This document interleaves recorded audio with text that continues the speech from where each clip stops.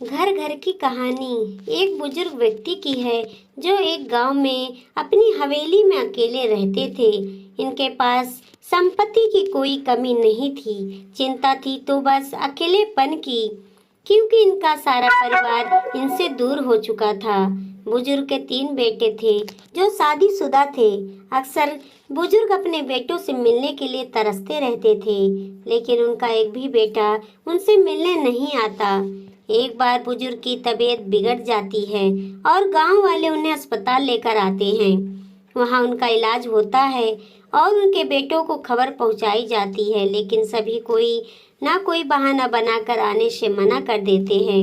बुजुर्ग आदमी को आखिरी वक्त अपने बच्चों से मिलने की तीव्र इच्छा होती है, लेकिन वह अपने बच्चों की जिद के सामने मजबूर होते हैं। अस्पताल से घर पहुंचने के बाद उन्हें एहसास होता है कि अब वह ज्यादा दिन तक जीवित नहीं रहेंगे।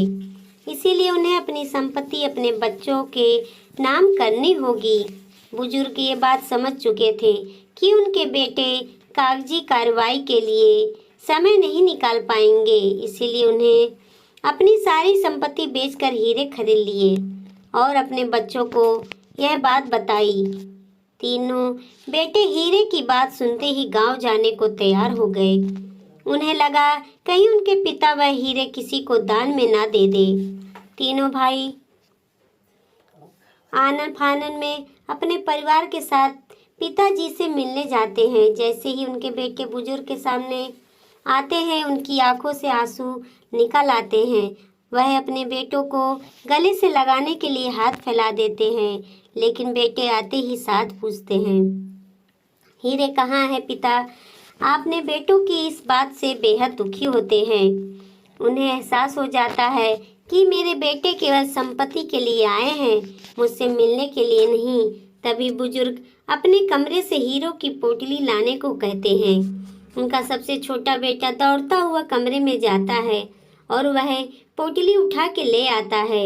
सभी की आंखें हीरे देखने के लिए बेसब्र रहती हैं। तभी बुजुर्ग व्यक्ति पोटली खोलते हैं और जैसे ही पोटली को उल्टा करके उसमें से हीरे निकालते हैं तो उस पोटली से केवल पत्थर के टुकड़े ही मिलते हैं। बुजुर्ग व्यक्ति पोटली से पत्थर गिरते देख चिंतित हो जाते हैं और पागलों की तरह जोर जोर से पूछने लगते हैं, हीरे कहाँ गए? बुजुर्ग के तीनों बेटे सारे घर में हीरे ढूंढने लगते हैं, लेकिन उन्हें हीरे कहीं नहीं दिखाई देते। बुजुर्ग व्यक्ति अपने जीवन भर की कमाई ऐसे जाने नहीं दे सकते थे, इसीलिए उन्होंने गांव के कुछ लोगों को बुलवाया और उनसे सलाह लेने लगे। गांव के लोगों में से एक व्यक्ति बुजुर्ग से कहता है, हीरे ढूंढना तो बहुत आसान बात है, आप इतना परेशान क्यों हो? यह सुनते ही सबकी नजरें उस व्यक्ति की तरफ हो जाती है। बुजुर्ग व्यक्ति आशा भरी निगाहों से उससे पूछता है, बताओ कहाँ होंगे मेरे हीरे? वह व्यक्ति एक नाई था। उसने कहा, मेरे पास एक ऐसा तेल रखा हुआ है जिसे आंखों में लगाने से व्यक्ति सच बोल देगा, और यदि वह झूठ बोला तो वह दर्द से तड़पने लगेगा और हो सकता है वह अंधा भी हो जाए। किसी को नाई की बात का यकीन नहीं हुआ। तभी बुजुर्ग व्यक्ति ने कहा, क्या ऐसा तेल होता है?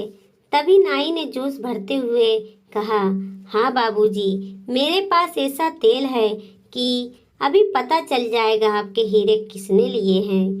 नाई जल्दी से जाकर कांच की बहुत सुंदर बोतल ले आया जिसमें नीले कलर का पदार्थ मौजूद था।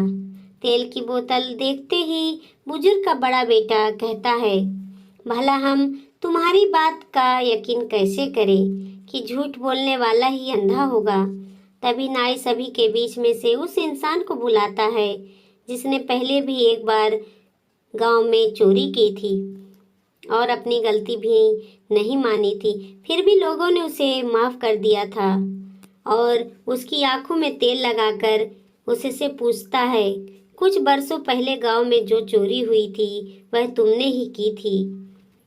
वह व्यक्ति जैसे ही मना करता है वैसे ही जमीन पर तड़पने लगता है और जोर जोर से अपनी आंखों को मसलने लगता है। तभी नाई दोबारा तेल में पानी मिलाकर वापस उसकी आंखों में लगाता है और वह शांत हो जाता है। वहाँ खड़े हुए सभी लोग वह यह देखकर हैरान रह जाते हैं।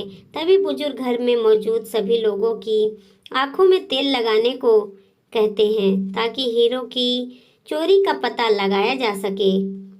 लेकिन अचानक बुजुर्ग का छोटा बेटा उसके पैरों में पड़कर रोने लगता है और कहता है, बाबूजी मुझे माफ कर दीजिए।